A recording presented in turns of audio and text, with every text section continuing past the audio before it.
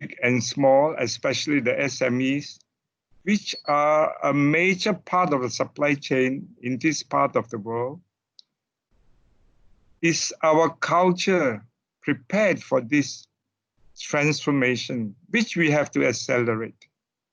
Number two, the people skills. Then, of course, the internal process management itself. As we were discussing just now, we are working in a with accelerated pace. In fact, some of the decisions have to be a sort of a response to hourly changes. Certainly a government announces something. Certainly some presidents will say something.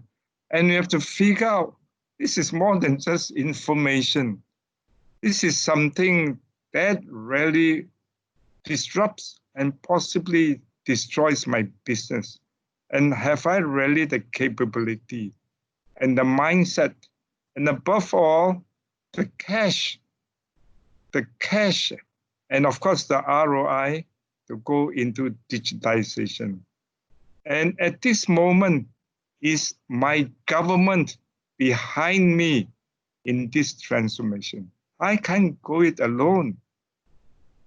What is my government doing in terms of budget allocation, specific training programs for my company staff, for me, etc., to transit into this digitization?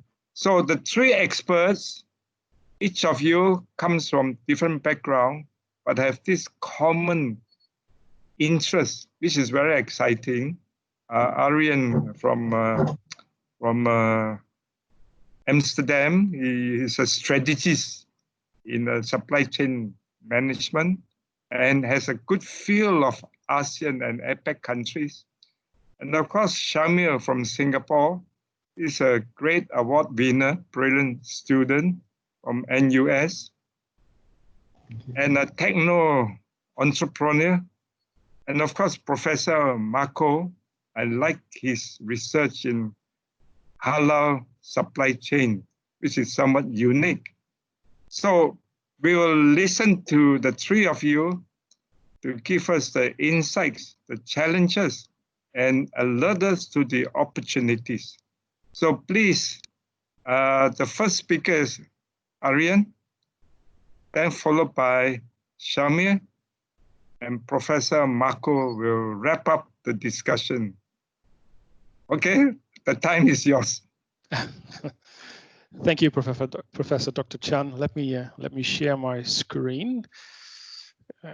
All right, is this all visible to everybody before I move on? Yes. Okay, beautiful. So thank you, Professor Dr. Chan, for the kind introduction, and thank you all for joining this webinar. It's truly been a privilege to be invited for this and to provide my view on the world post COVID-19. And as Professor Dr. Chan rightly says, I've worked with a lot of logistics providers in my career, and as such, I got a nice, pretty good view of how these guys have generally fared through this particular crisis, or in certain cases are still dealing with this. So I thought I'd start by, giving you a perspective on that. But more importantly, we need to look beyond this crisis, right? So when we get to the other end of this crisis, what does the post-COVID-19 then look like specifically for these LSPs? What does the new normal look like? What are the new challenges that they need to deal with? And that then translates into a bit of a call for action, right? As Professor Dr. Chan rightfully said, it's we survive, right? But then we rebuild and reimagine and we transform. We need to make sure that we are generally well protected for this crisis, and as such, we're going to look at how we can build resilience within logistics and within the supply chains. So let's start with taking a view on how logistics service providers have fared through this crisis, and quite frankly, it is a little bit of a mix. If you look at LSPs or 3PLs that service a diversified portfolio, typically they've done quite well. And if you look at the markets that they service, right, they focus on healthcare, grocery, FMCG, and obviously particularly e-commerce. In many cases, they've done very well. A lot of the LSPs, they may not publicly come out and express this, but they're doing extremely well through this crisis. All of us have hunkered down. A lot of us have been asked to stay in place, right, and go on lockdown for a while. And we focused on the bare necessities, right, doing our grocery shopping, buying stuff online, and therefore the logistics service providers focusing on those verticals have done well. It's a very different picture though if you look at those LSPs that focus on non-essential businesses like retail. I hate to say it, retail is of course an important part of day-to-day business, but it's in many cases looked at as non-essential. So those companies those LSPs that service retailers in many cases have seen a decline in business, specifically for those retailers that have not been able to reinvent themselves as e-commerce providers. But there's also light at the end of the tunnel, because even though we've been in a shutdown for most of us all over the world, most countries and most governments have considered supply chain as an essential service. So while we've seen a slowdown, we've never really seen a shutdown of the supply chain, which is therefore good. So all in all, we could argue that companies that have a balanced portfolio are generally able to navigate the crisis, but some that were not in a good position before COVID-19 may not survive at the other end of this crisis. So mixed bag, but we are getting towards the end of this crisis, and therefore it makes sense to start looking at what the post-COVID-19 world would look like, right, for logistics service providers now we're nearing the end of this crisis. And a couple of things have become painfully clear, I would say. So COVID-19, amongst others, has led to an increased need for end-to-end real-time visibility and sustainable workforce planning. And what do I mean by, for example, end-to-end visibility? And of course, the link to digitization here is very easily made, right? A lot of logistics services providers deal with stock, and it's incredibly important to understand what inventory I have on stock as an LSP, and of course where it is in my supply chain. If I'm, for example, in danger of missing a delivery deadline because I have some supply chain constraints and there might be some disruptions in that supply chain, it's important for me to understand where I can find an alternative source for these items, or perhaps a different route that can get my goods to the destination on time. And having an end-to-end real-time view of my supply chain allows me to at least see what options are available. And many LSPs, right, will have to do their part in this. Sustainable workforce planning is also important. Pandemics like COVID-19 will of course have an immediate effect on workforce availability. Folks may get sick or may need to spend time in quarantine. And even now, when a lot of countries are coming out of lockdown, logistics services providers will need to be able to guarantee safe distancing protocols in the warehouse. So just like it is important to know where your inventory is and what inventory is available at any point in time, the same is true for your most important asset, which is of course the people that make your business flow. So therefore, resource planning, and more importantly, sustainable resource planning, will become essential in the new normal. Another effect that we're seeing post-COVID-19 is that there's even a bigger need for tighter vertical integration between the supply chain partners. And if I may offer a few cliches here, sharing is caring, and we're all in this together. It's definitely true in this pandemic as well. But if you are, as a logistics service provider, able to share your information with your supply chain partners, it increases the amount of attack vectors that are available to you to address an issue. If you know that your partners are having an issue, you can calculate and think about the impact it has on your business, and you can start mitigating the risk or addressing that problem before it actually occurs, right? So tighter integration is absolutely important. Sorry. It of course also increases the amount of time you have available to respond to an issue if you get advanced warning. Another thing we're seeing is an absolute rationalization between far shoring and near and onshoring. Professor Dr. Chan kind of linked to that when he mentioned that his grandson's iPhone had more than 40 components.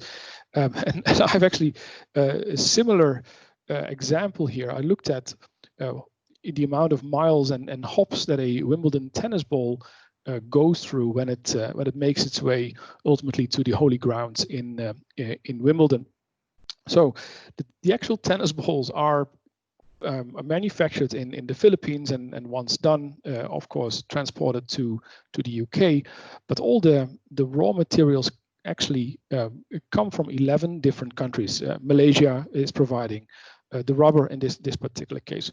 So a single tennis ball travels more than 50,000 miles before it lands on the grass in Wimbledon. That, of course, is massive. Now, if we look at this pre-COVID-19, we would hail this as a marvel of globalization and technological advancements, right? And of course, it is absolutely impressive to see that all involved parties can come together seamlessly and pull this off successfully and do so economically viable.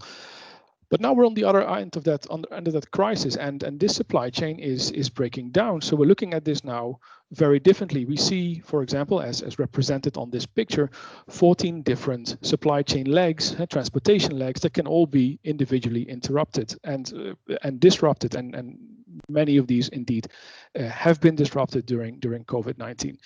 And all of a sudden, it may not be possible or economically viable to ship clay from the United States, which is line 1 in this graph here, to the Philippines. In COVID-19, factories that produce raw material may not be able to operate, and transportation routes may not be available. Therefore, you will not be able to build to manufacture your tennis ball.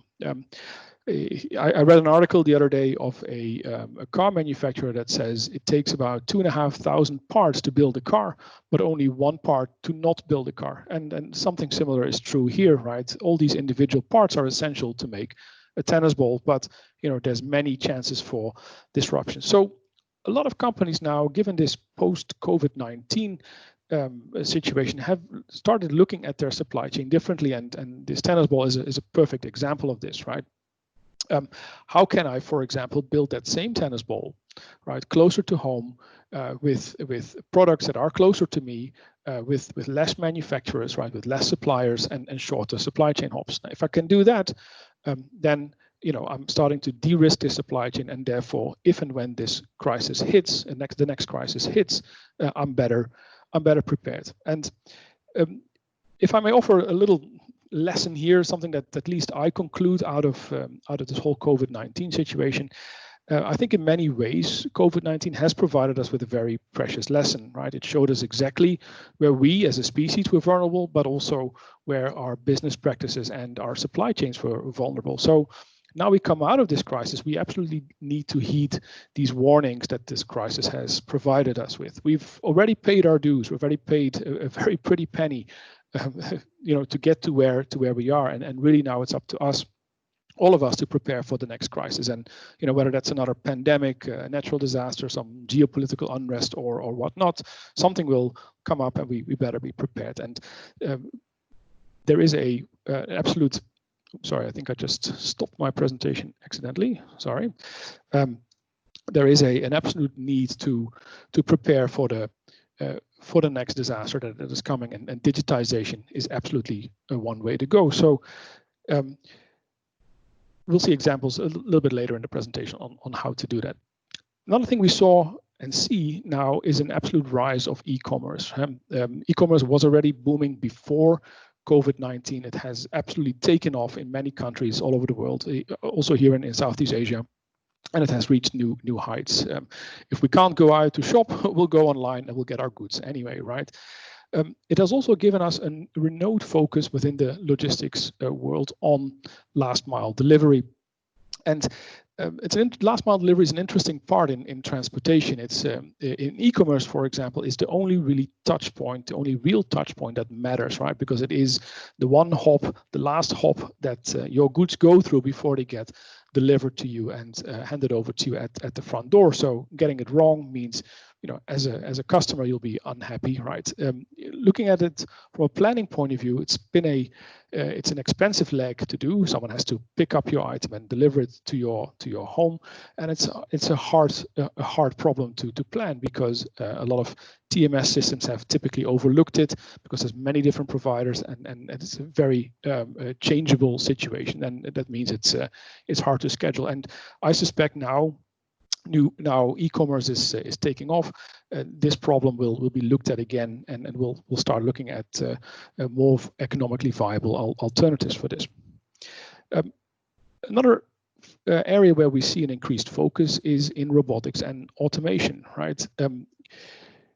It's not a secret that in many cases humans are the weakest link in a pandemic, and as we saw before, right, there's an absolute need to go for sustainable workforce planning. But we also need to think about plan B, and this is where robotics and automation can come in. It's not a secret that automation has been in warehousing environments for decades.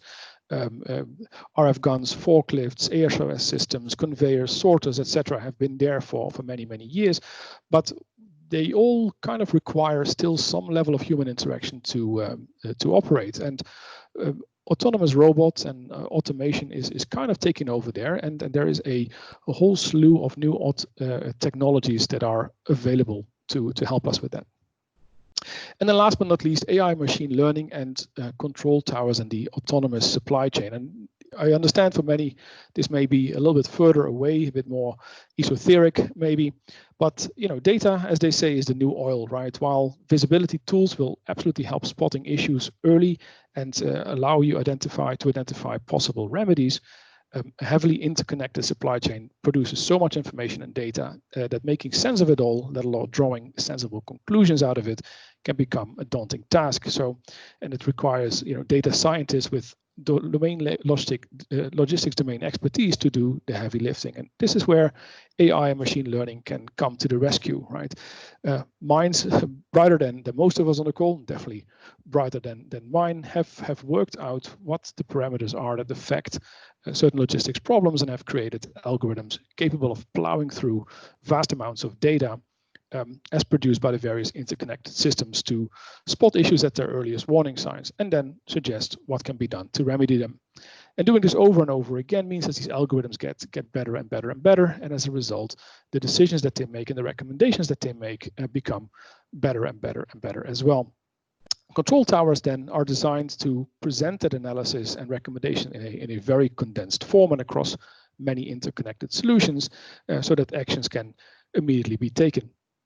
Now, if you take this one step further, if you got AI and machine learning in place to analyze your data, give you recommendations, right, and have a nice solution together that allows you to look at those recommendations, taking it one step further to then allow that AI to make the decisions that it actually recommends and report on progress, is then only a small step. So we're getting, you know, closer and closer to a fully autonomous supply chain.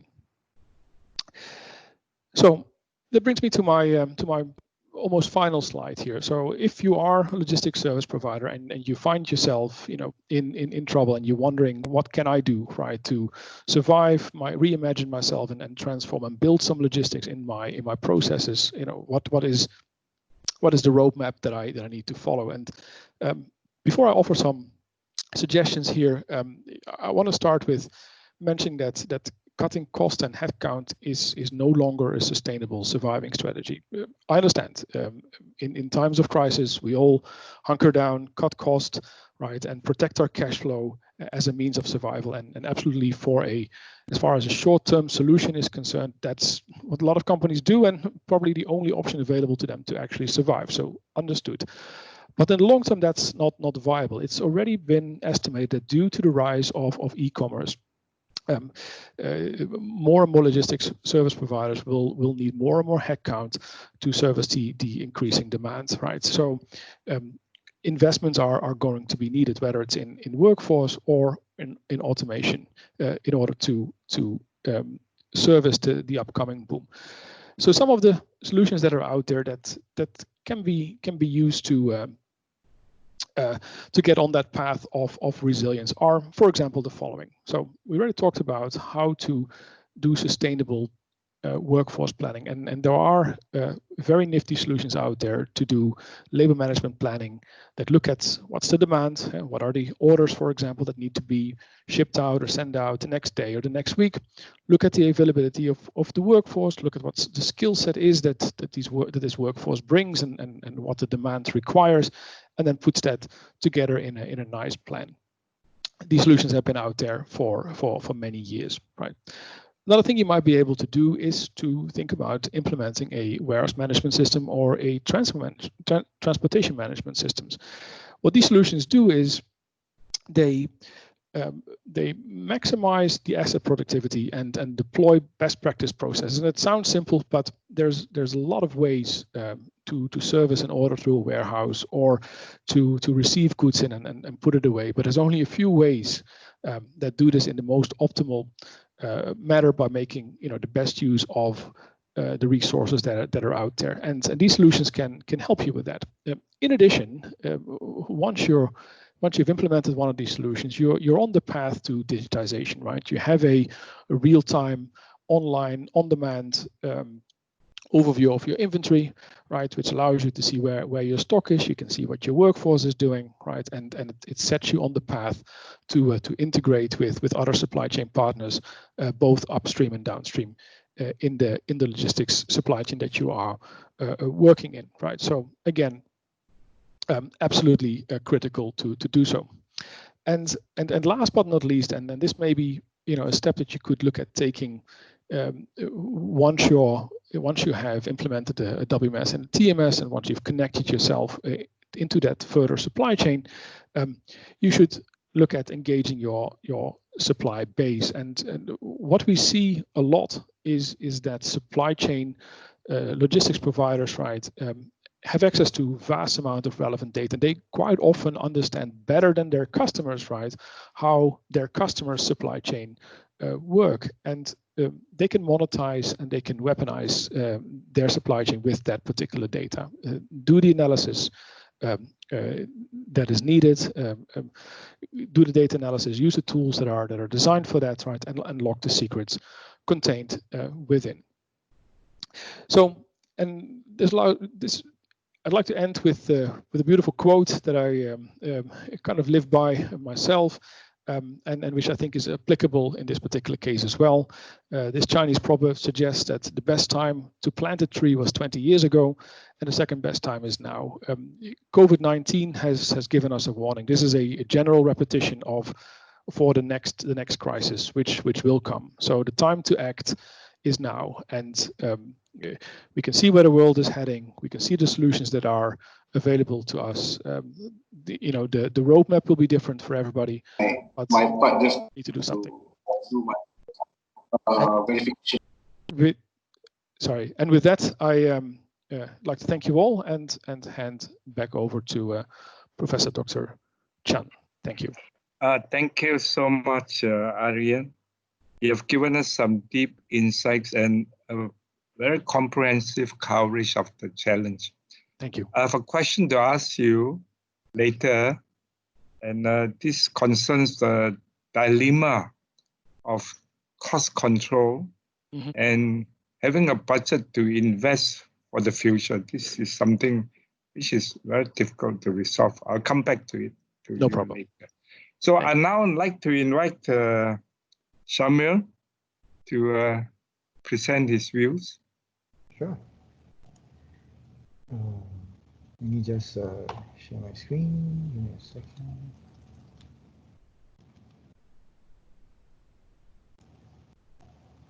Yep. Can everyone see my screen?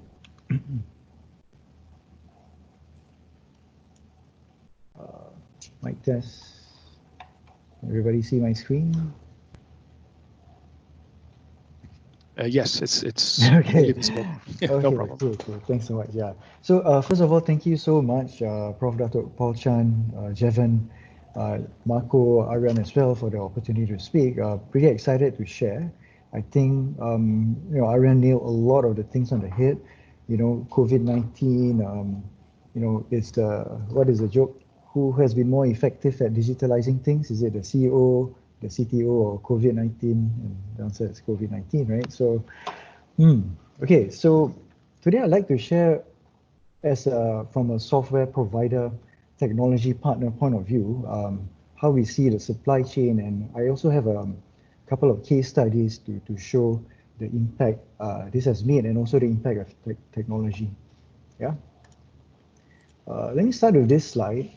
So as we know, a typical supply chain has many parts, right? And there are a lot of reports where really centers on the last mile being the so-called weakest link, right? So more than half of overall shipping costs is typically sunk here.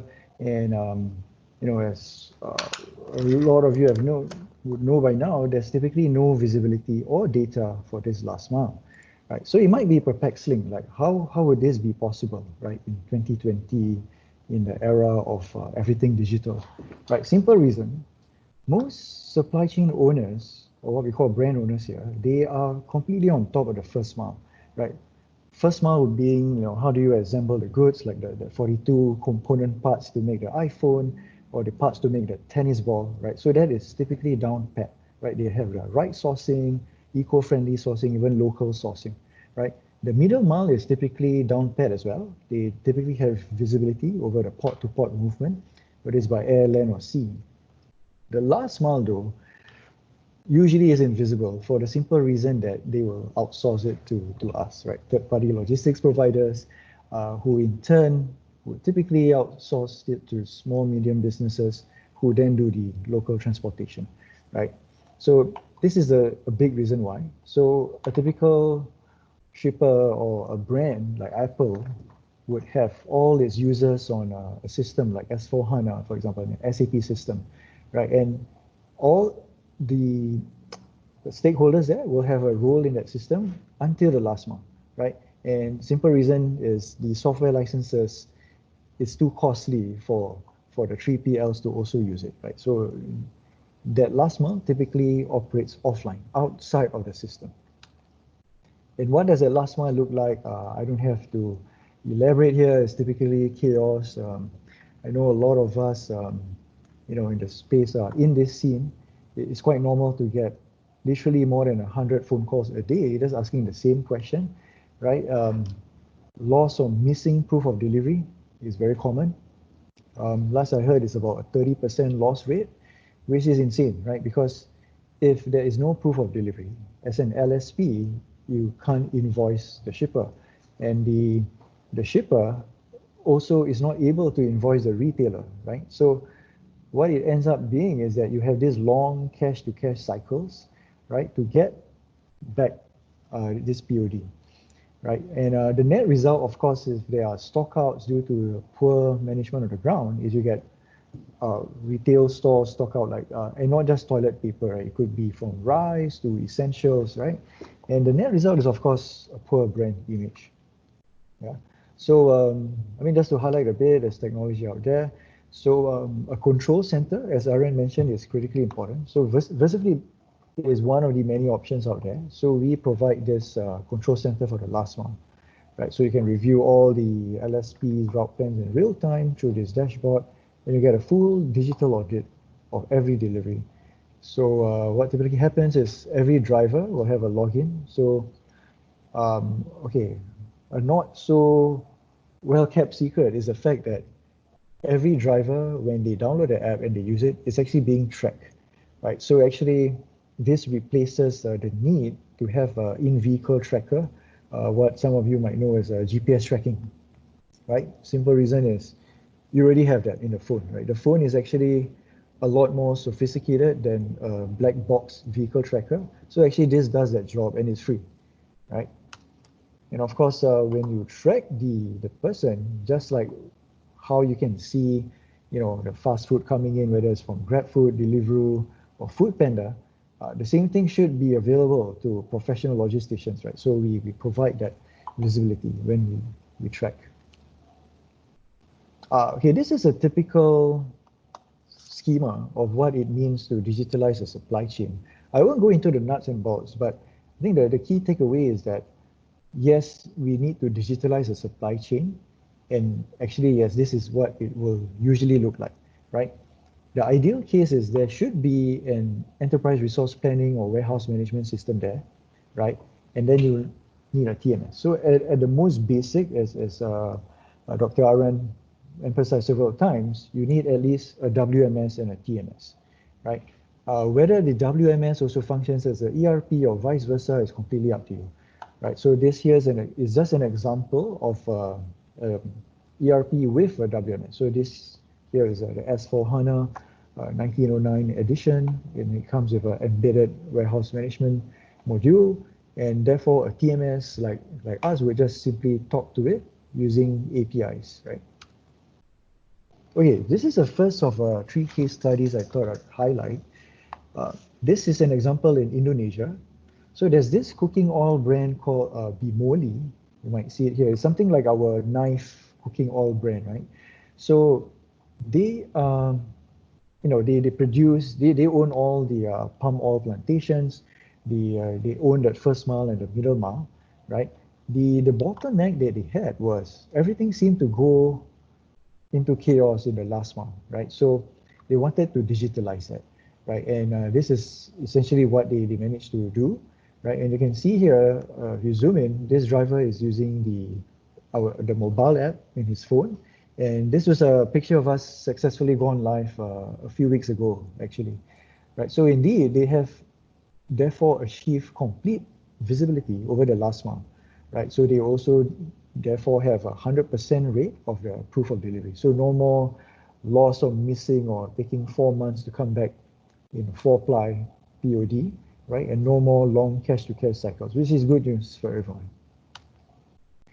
Oh, this is an example actually very close to heart. Okay, I can't mention the retailer brand, but I'm sure a lot of you can guess which one it might be. They own more than 500 stores across Malaysia, from the Thai border, Penang, Ipoh, all the way down to Johor, right? So they have a lot of wet wipes, toiletries, and these were naturally raided during the movement control order, right? And luckily for them, literally 4 days before MCO kicked in, we were implemented our pilot rollout, right? And of course, when the MCO order came in, they simply scaled it up, right? So there are a lot of numbers here, but I'd like to highlight just 2 things. One is that because they used to take about 4 hours to do the restock route planning, with a last mile TMS, they can do it within 10 minutes, right? So now, if they wanted to, they could restock up to 4 or 5 times a day. So that's massive, right? And another key thing more internally is that because of the split team arrangements, they no longer can all come in together to plan on the whiteboard in that control room, right? So they essentially have to plan remotely, but still in synchrony, right? Because you don't want a version conflict of your route plans, right? So with a cloud-based TMS, they are now able to do that, right? So in fact, this will be featured in Forbes as a case study in the next few weeks. Okay? So do look out for that. So this is an example in Singapore, actually. So we do a bit of CSR as a software company. So during the fasting month, which is literally just last month, VersaFleet was actually a tech partner. We provided a control center for the timely distribution of food meals to basically breakfast, buka puasa, every night. So we did this mainly for the healthcare workers. So you can see these are mainly doctors and nurses in the picture. And we essentially wanted to support them in the fight in the COVID-19 by making it easier for them to break fast. Right. So some numbers, we essentially optimize the delivery of 20,000 food meals a day for the entire 30 days. Right. So pretty amazing statistic is almost 100% default rate, delivery in full and on time. and this was completely run by volunteers. Even we, were doing it as a CSR. So I thought it was quite incredible. Yeah. Okay, a lot about data. I think Aaron nailed it down, Pat. A lot of the software providers, and us included, we actually have a lot of data. And yes, as you rightly pointed out, I dare say more than the shipper or the logistics service provider themselves. And simple reason is we are caretaking that data transfer, right, and management, right? So this is fairly typical. Even with 1 day's worth of operational data, you can visualize the entire city, right? So this we did for Singapore. We have visualized the same for Jakarta, for Kuala Lumpur, for Manila, and even for Chennai and Delhi. So from there you can do things like this kind of a slicing and dicing, data science kind of a questions. Same thing here. I won't go into the technical details of this, yeah. So I mentioned Delhi and Chennai. So this was rural Chennai actually, right? We get asked this a lot. Can you digitalize logistics even in challenging technological environments? Which is a nice way of saying like, I don't have a 3G signal, can this work? The answer is yes, right? You can see the picture in the middle, might not be obvious, but there's a dial-up modem, right? And the driver on the right here, you can see he's in a sarong and slippers, fairly typical, right? The phone is literally the most modern piece of technology in the vehicle. And you can see they are fully load optimized, right? And I always tell this to my engineers, if you don't understand load optimization, just look at this picture. That's that right there. Yeah. Yeah. So I think more recently, we've even re-engineered the mobile app for drivers such that it works even when completely offline, right? We get this a lot. A lot of drivers want to continue doing their work even when there's no connection, and now they can, right? So basically, when they get back a network signal on Wi-Fi, they will synchronize all their work. Yeah, so this is maybe my last and most important point. I think increasingly, shippers and logistics service providers will be held responsible for ensuring safe distancing, right? And it might seem incredulous, like what's it got to do with us? Well, simple reason is who is the driver? It is someone part of the LSP team, right? Who owns the goods? It is a shipper. Therefore, one or the other will be held responsible, right, if they suddenly transmit a virus, right? I mean, today, COVID-19, the next pandemic could be something else, right? So I think if anything, we need to learn and more importantly, adopt technological tools to prevent the transmission of pandemics like this, right? So in this picture here, you look at an infographic. So instead of getting the recipient to sign, whether it's on a piece of paper or even sign on glass, what the driver is asking for is a 5 or 6 digit secret PIN known only to the recipient that the driver will then key in, right? So in this way, you can ensure recipient verification and no objects are shared. There's no pen or paper or phone that is being commonly touched, right? So this is very important. In fact, Prof. Dr. Paul Chan asked me to elaborate on healthcare, which I will, and soon. This is actually implemented for a lot of medicine deliveries in Singapore as well. Yeah. So, I mean, there's some of the brands that we currently serve, and with that, happy to take questions and looking forward to the panel discussion. Yeah. Right, over to you, Marco. Okay, thank you so much. And now the last speaker is Professor Marco. We'll come back to Shamil later for some questions. Professor Marco. Thank you, Prof. Dr. Paul. You can hear me? Very clearly. Thank you so much. First of all, I would like to thank MV International and Help University to invite me to be a speaker at this webinar on the urgent need for to digitize the supply chain. We live in extraordinary times and also challenging times. So I think it's first of all good to understand where are we now at the third month of the lockdown here in Malaysia, and also we've seen that the lockdown was also started in March in many other countries. And then understanding what happened, and then how should we prepare ourselves to better be ready for the new era. So where are we now? If you look at the stock market, there has been some developments over the past days.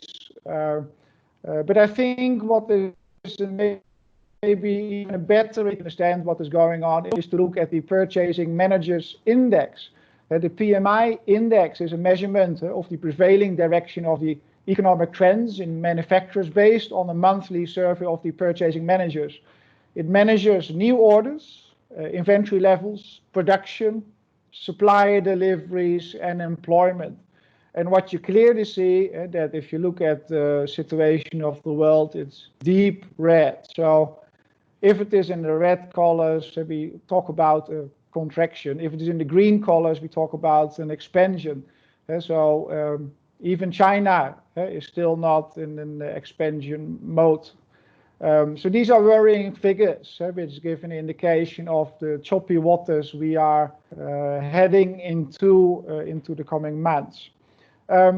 Next to that, 2020 is an important year, of course, for the corona crisis outbreak. I also think that the year 2020 will be remembered for a completion of the industrial era and moving into a new era, the information era.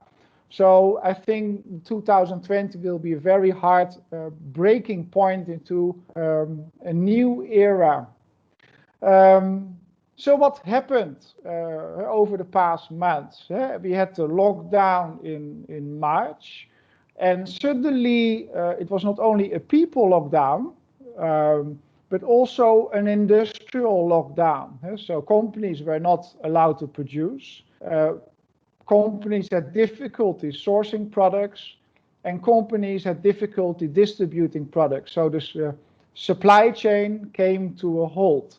And we had many issues also in Malaysia in ports, where the containers kept on piling up, and there was a shortage of reefer points to give energy to reefer containers to keep the temperature cool, with a lot of consequences.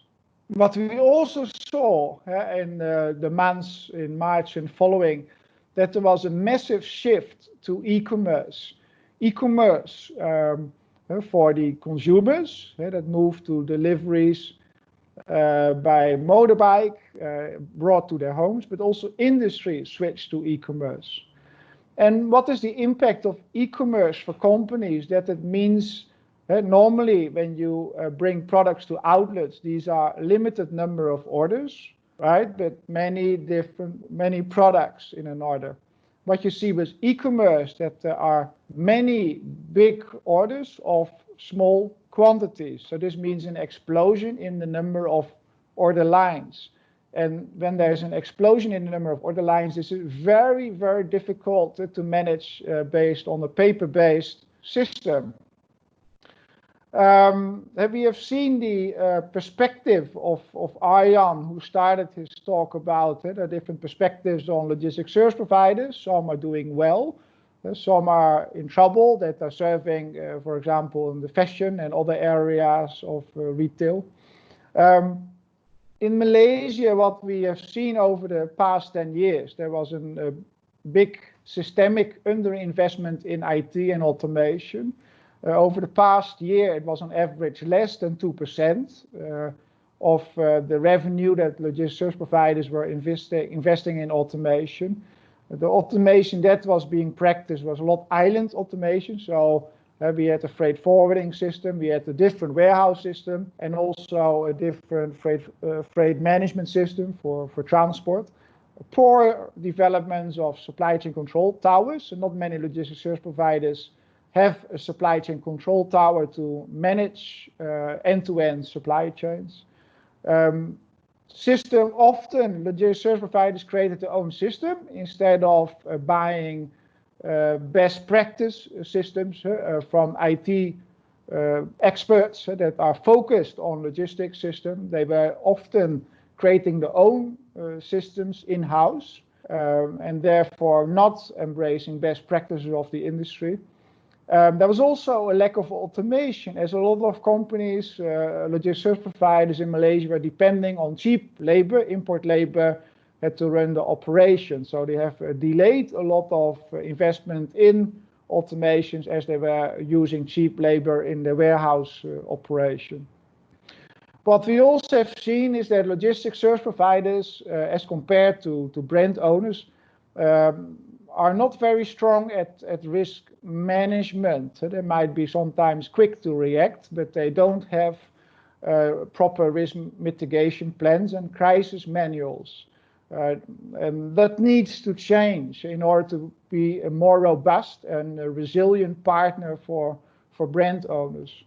Also, what we have seen in Malaysia is that there was a lack of compliance of logistics service providers, and in particular in two areas.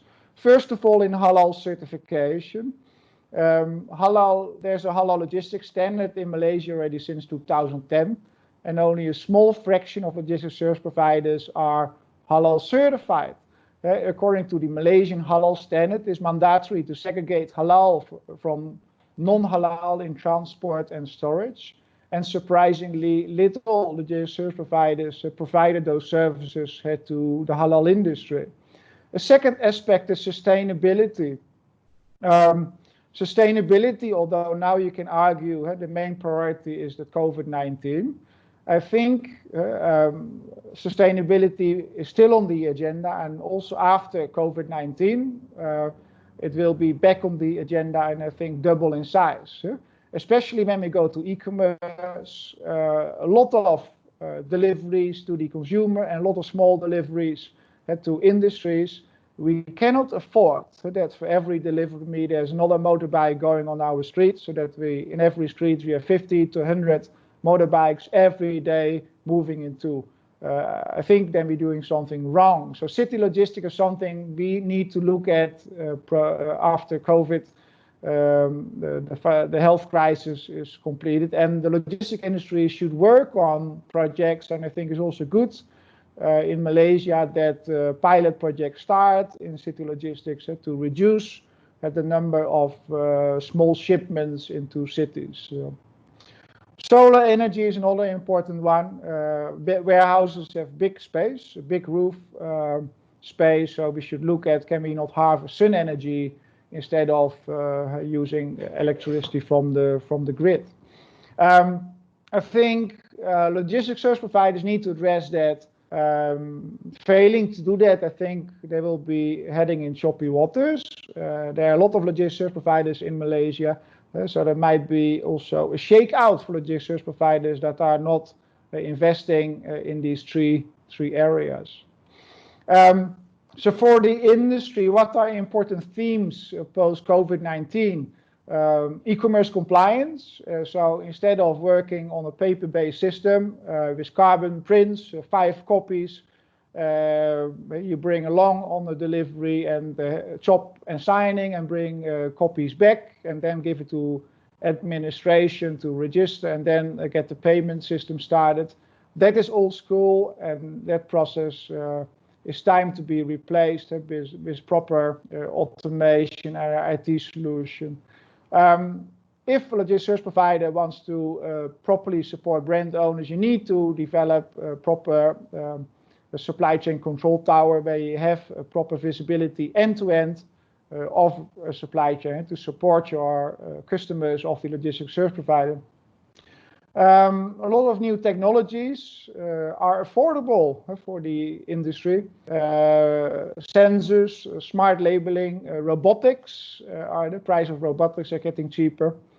Cloud services, big data, and also blockchains.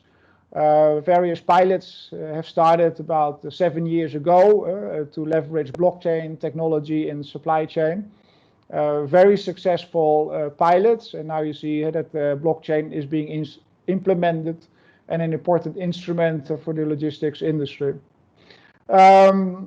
We've seen that in Malaysia was less than 2% automation, percent investment as percentage of the sales. So logistics providers need to increase investment in automation and also support people that are working from home. So that requires also a proper investment in IT solution to control operations, monitor operations outside the office of logistics service providers.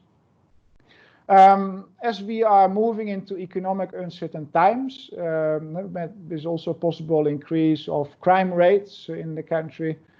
Supply chain security should also be on the agenda of companies to see how can we better protect our supply chains.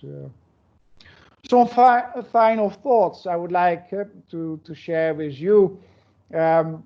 I think it's timely to look at restructuring of your supply chains to better support e-commerce, as you see a shift from the physical shop to an e-commerce environment. So the gravity is changing from physical shop to e-commerce. A lot of technologies are affordable now for industry to purchase and to use. So it is looking at what technologies can benefit my particular industry. There are many logistics service providers in Malaysia. I think there are more than 4,000 also freight forwarders in Malaysia. So there might be a shakeout in this industry in this time, and it is important if you want to be successful and survive to invest in new technologies to better support the transformation to the information era. Education is important for the new generation of supply chain professionals in areas such as data analytics, supply chain engineering, and also risk and reputation management. At Help University, we are offering those online courses also to better equip the next generation of supply chain professionals. It's now not the time now to relax and watch the whole Netflix series, but it's time to invest in skills and to invest in IT. This was my presentation. Thank you so much. I would like to pass it back to Prof. Dr. Paul. Thank you. Thank you so much, Professor Marco. While waiting for some questions from the floor, I would like to ask Professor Marco his views about how do we digitize the service industry like education?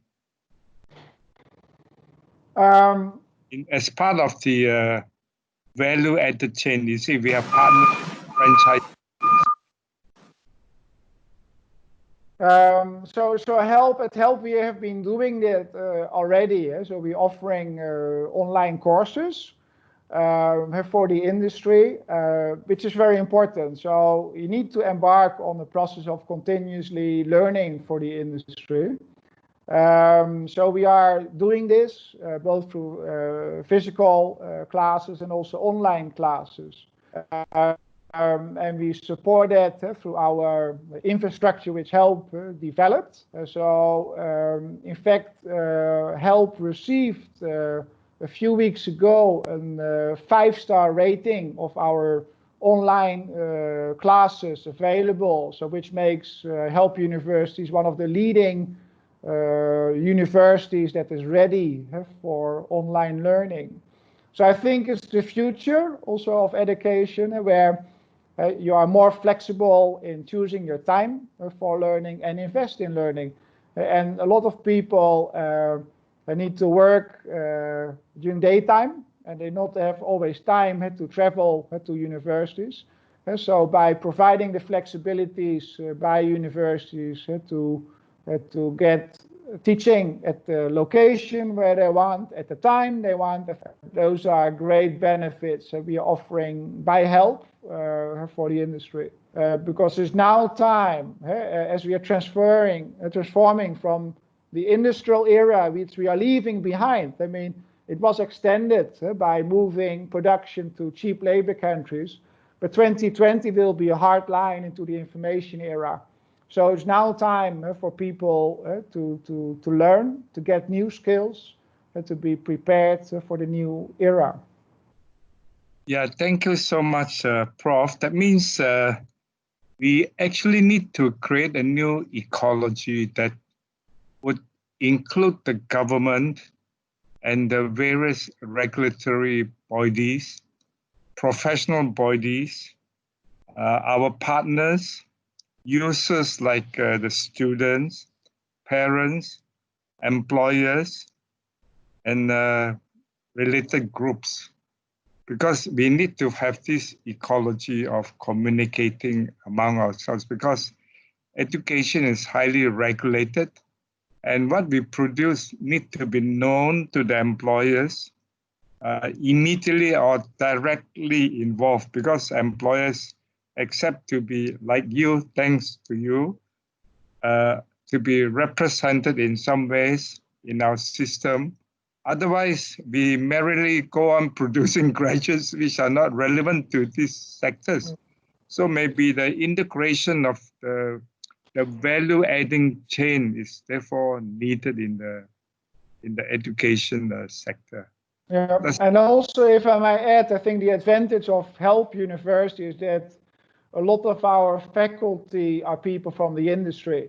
So that helps to close also the gap between what is needed and what is offered.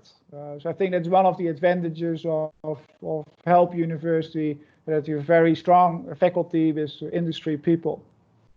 There is a surprising element in our industry because of some unfortunate circumstances in some other countries. So some people are thinking of migrating, say, to Malaysia. So we are part of the supply chain. They are looking for second homes, investment in apartments.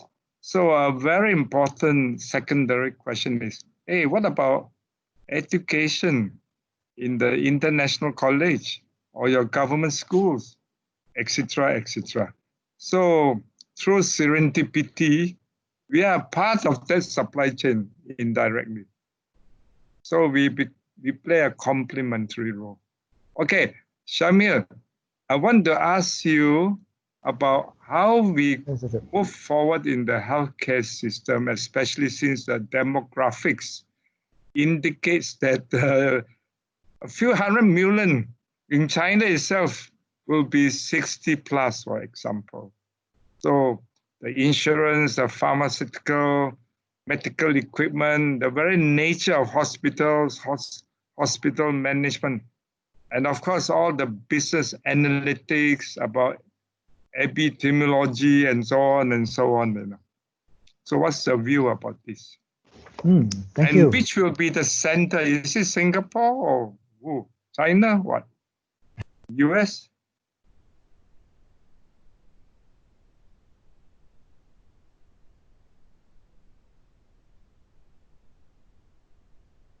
You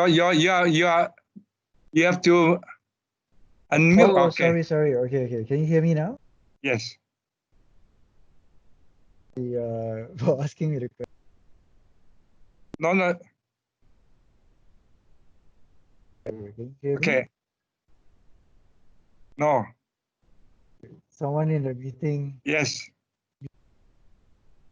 Well, something is wrong with us. Yeah. No.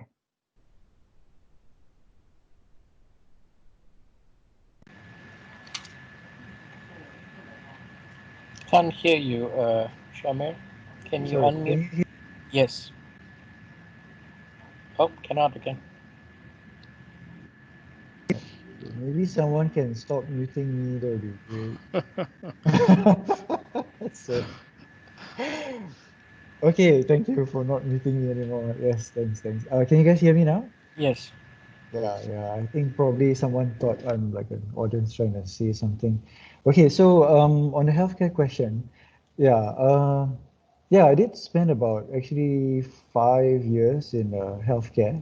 So I was in Sanofi, a pharmaceutical company, Medtronic, a medical device company. Oh my God. Okay, is this better? Okay, if you can't hear me, means somebody muted me, then just let me know. Okay. Yeah, so yeah, I spent some time in the diagnostic space as well. So I'm actually pretty close to the healthcare community still. As you can see, we did that project, uh, serving food to the healthcare workers. I would say that there are a few things that are happening. One is um, the logistics of healthcare, right, has to change, right? So when before we will typically only wear like PPE, like protective equipment, when we're handling certain items, like maybe surgical equipment meant for the operating theater, or even oral ingestible medicines, right? You'll be in a blister pack. I think increasingly with COVID-19, you will see a lot more requests for special packaging, right? So this could be, as simple as like it's double wrap, just like you see a lot of OT equipment is wrapped in multiple layers. So you have a non-sterile layer wrapper, then a sterile layer inside. You might see this even for harmless medicine deliveries, right? And not just for surgical, um, equipment, right? I think that's one. Then I think for medicine itself, right? So as I mentioned, a lot of our transporters, when they deliver medicine now, they are required to do recipient verification. And it used to be done like, okay, are you this person? So the patient is expected to show the NIRC or the ID, then the driver verifies, right? So with the whole PDPA thing, so personal data privacy protection, I mean GDPR in the EU, that is now more difficult, right? So you use the last 4 digits, right? And we see that it has changed even more. So now, even the last 4 digits, even the logistics service provider is not supposed to handle it, right? So it has to come from the medicine provider, whether it's hello, yeah. We can hear you. Okay, can you? Yeah. Okay, I'm muting myself. Yeah. I have to keep unmuting myself. I'm not sure why. But anyway, yeah, so we are seeing this trend changes. So again, in summary, I think the logistics requirement for healthcare will go up. I think there'll be a greater demand for better or rather added packaging. There's one, and I think we'll see even more adoption of technologies, like as I mentioned, from as simple as recipient verification to the what do you call it, distribution itself, right? So we see even hospitals use our optimizer algorithms to make their distribution more efficient. Yeah. So I'd say this broadly will be two trends that I'm already seeing, and I think we'll continue to see.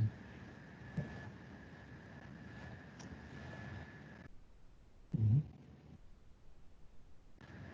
Oh, sorry, there's a question. Yes, Should yes, I address that as well? yeah. So Okay. before I come back to Prof. Marco, I would like to ask Arian, you have worked with some of the biggest logistics players in the world. So what are your experiences, and are there some lessons from these great guys for SMEs and smaller people? Yeah, very good question. So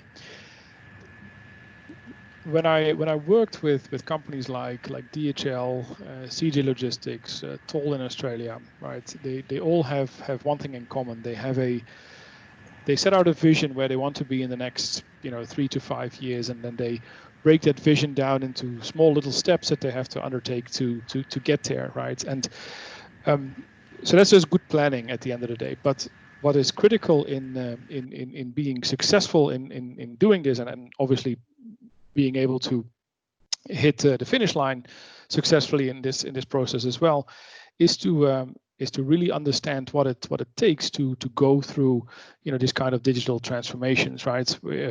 You have many different stakeholders within one and the same company that may not all have, you know, the same idea and vision about how to do all of this. There's partners externally that you'll have to work with in order to make this happen and to be successful. And not only have they set out a nice vision of where they want to be, they also spent a lot of time preparing the organization for this particular journey, and they tell them what to expect, and they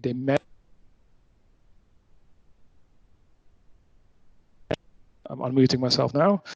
And they managed to change that all of them are going through, right, in order to be successful. And that seems to be a key element in all of these big 3PLs, these big logistics service providers. Yeah. So, Professor Marco, tell us more about this very exciting opportunity, the halal supply chain management. You have about 1.3 billion Muslims there. But it's not just 1.3. I mean, they also have other connectedness with non-Muslims. So this is a huge thing. Yeah.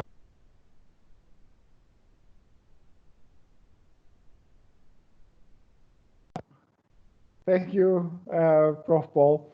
The halal industry is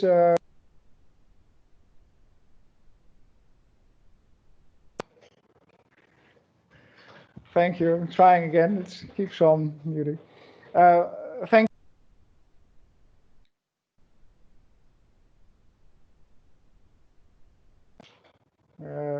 Yeah. So you talk about the halal industry. Yes.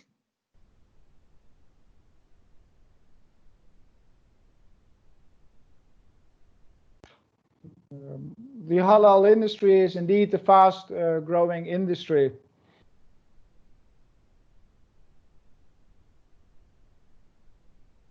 A multi-trillion industry.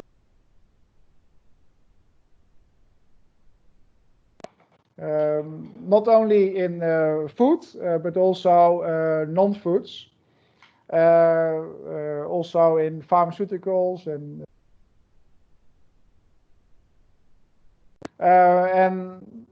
Help University in conducting research in the area.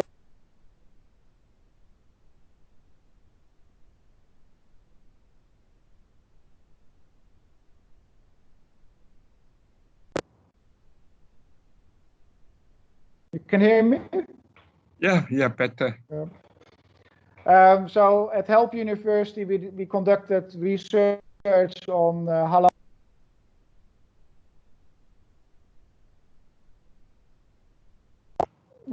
Some maybe the internet speed. So we have conducted a lot of research in this area.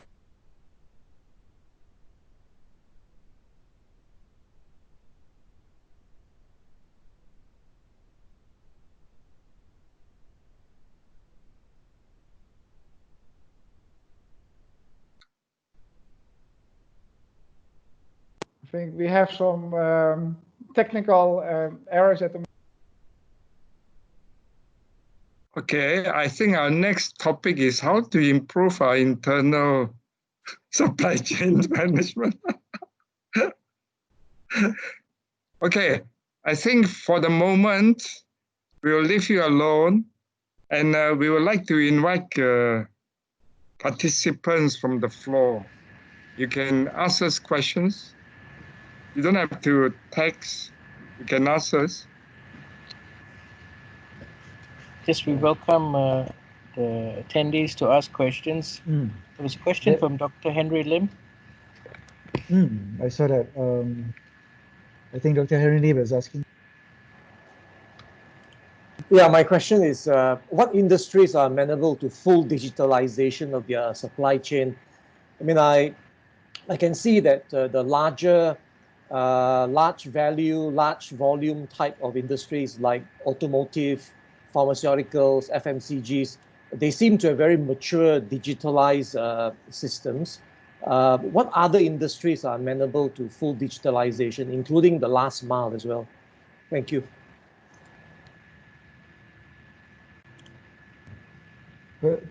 Perhaps I can start with your question about micro-3D. Then I'll pass it to our professors who will. Yeah. Yes. Can you hear me now? Yes.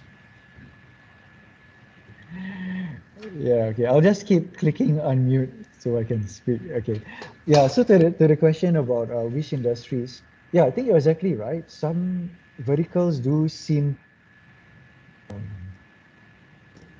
some industries do seem to be more, easily adopting of technology. FMCG would be one of them, I would agree.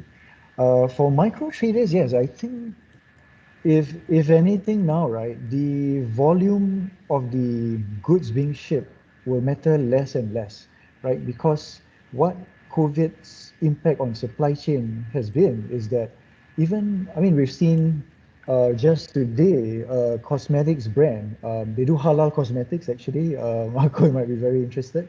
They they have about 100 orders a day, which is not a lot, right, in the larger scheme of things, and they are fully digitalized, right? So they have, I think they have a Shopify portal as their order management system.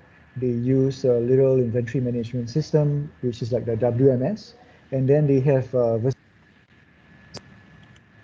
so the way on the floor, like how this is actually possible. Yeah, how is possible is because we're seeing a lot of freelancers as drivers, right? So in Singapore, for example, some taxi operators actually do food delivery, medicine delivery, right? So for example, SMRT and Comfort, they do both food and medicine delivery. So imagine, these are not logistics service providers, right? But they are taxi drivers, So with adoption of TMS technology, they are now in the supply chain space, right? And I don't think this will necessarily go away.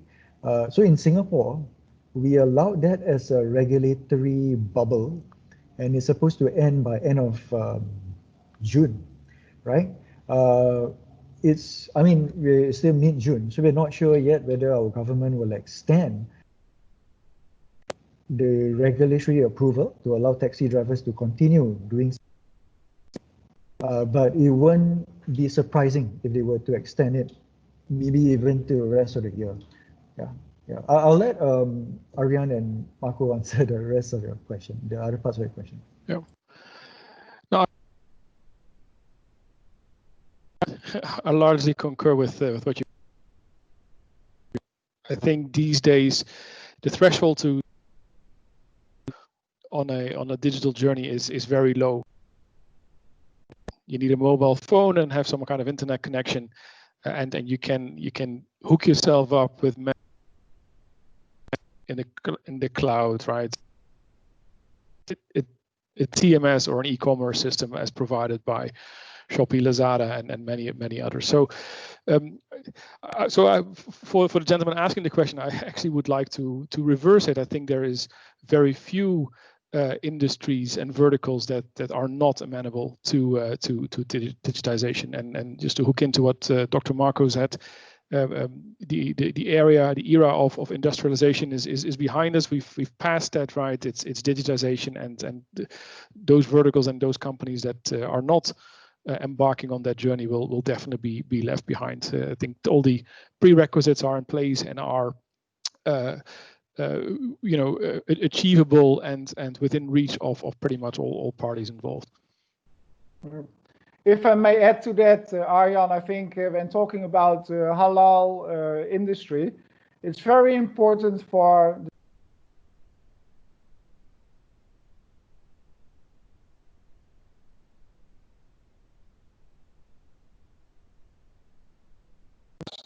for halal trust, it's important to have a digital platform to ensure traceability. So that is extremely important. So there's no way about IT. You need IT to have halal trust. As halal moves from a product approach to a supply chain approach, and therefore the trust in halal, therefore the trust in halal is necessary. So throughout the supply chain, you need to have transparency through an IT system. We will support you with that. Okay,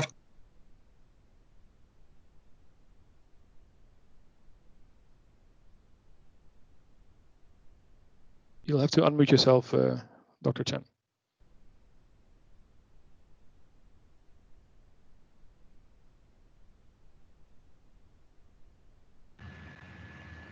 Dr. Chan, you're muted at the moment.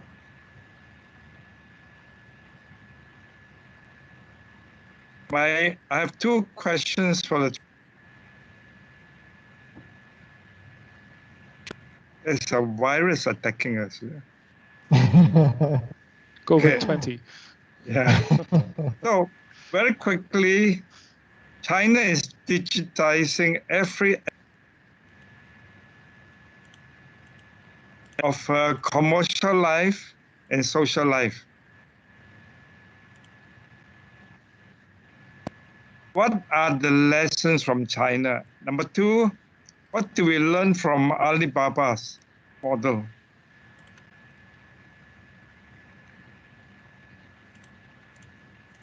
Yeah, for the three of you. I think that one of the lessons from China is that digitization at a large scale is possible, right? With 1.4 billion people, well, not everybody, but most people united on a small amount of platforms and like WeChat, that provides a roadmap for mass digitization is possible. I think the other lesson that China teaches us, and it may not be the popular opinion to mention this, but it also comes with caution, right? We've also seen the use of technology kind of swing in a way where it can be abused and used for nefarious purposes. So we've got to be very careful, I guess, there as well. One of the positive highlights I think I want to take out of this, looking at again what China has done to fight the COVID-19 spread, is right now through WeChat, they've essentially launched a little application that gives everybody access to the various forms of public transportation, and based on his or her risk profile, right? You may or may not be allowed to make use of that system. So all of these systems are now linked together behind the scenes, and it becomes a seamless venture for everybody using all of that. So that's definitely one of the lessons learned, I think, coming from China. And Shamil, any views? I think we can learn from not just China, right, but a lot of sterling examples. I think even Korea handled the COVID situation very well, right? And for about half a year, Versifleet actually had an office in Korea, and I was really impressed by the level of technology adoption in the supply chain. So we were based in just slightly out of Gangnam, in a place called Pangyo Valley, which is like the digital valley of South Korea. We observed that even for fish market suppliers, right, when they deliver, they actually RFID scan the deliveries, right, for fish. And that was quite mind-blowing. We don't even do that for Singapore for, canned items, right? So I think any positive adoption of technology we can learn from. One thing Singapore is definitely learning from China is contactless payment, right? So as you know, WeChat has proliferated QR code payments. So, I mean, it's no secret that Singapore's Pay Now program is largely inspired by that, right? And So we see QR codes everywhere now. We see it in the warehouse floor. In lieu of barcodes, there's QR codes on everything, right? And from a technology point of view, I think that's fine, that's good, because a QR code is actually easier to scan and it can contain more information than a barcode. You can embed a URL in it, you can make it dynamic, whereas for a barcode, it only can translate to a string of numbers, that's it, right? So I think we'll see a lot of QR codes and other technology adoptions.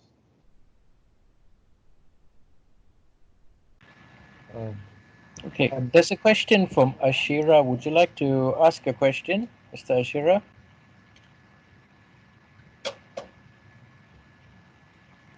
If he is muted, I will ask the question.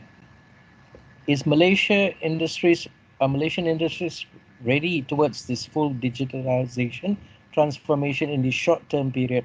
What are the challenges that you see restrict us towards this?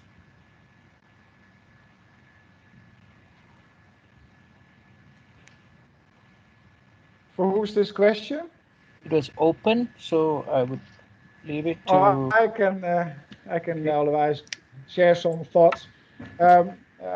If you look at Malaysia, Malaysia is one of the best infrastructure in terms of IT as compared to other countries. So the internet is much faster as compared to Thailand and Indonesia. So I think Malaysian SMEs are really ahead of in terms of infrastructure as compared to other countries.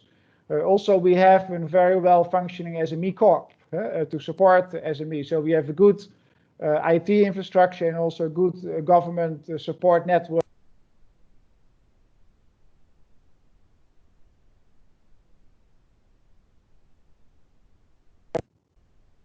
Furthermore, also the halal industry provides a lot of opportunities. I think for SMEs, I think there's a lot of opportunities to embark into various industries and go for e-commerce all the way. The infrastructure is there and your support. So all green lights. Thank you. Okay, I think we have a very, very comprehensive and thorough discussion about the challenges, opportunities on this particular digitization of the supply chain management. Now the practical part is how each company or groups of corporations move forward. And perhaps we can discuss this in another session. I take this opportunity to thank the three experts and also our co-sponsor, Jevon, and all the participants who have taken time to listen to us. And I'm very sure that they have picked up some very good ideas and they'll put them into action. And I'm also confident that they will contact some of you individually for some consultancy services or advice and so on, since the three of you are at the top in this area. So congratulations and thank you. Thanks to everybody. Have a good weekend. Bye-bye. No problem. Thank you for Bye-bye. hosting us. Thank you so much. sir. You're Thank you, welcome. everybody. Like all the attendees to just stay a minute or two to fill up our survey form that we will be sharing right now. Apologize for the technical and the audio problems that we had. Not sure why that happened, but we hope that this will not recur in future. Zani, if you could please share the QR code with everyone. QR code, nice.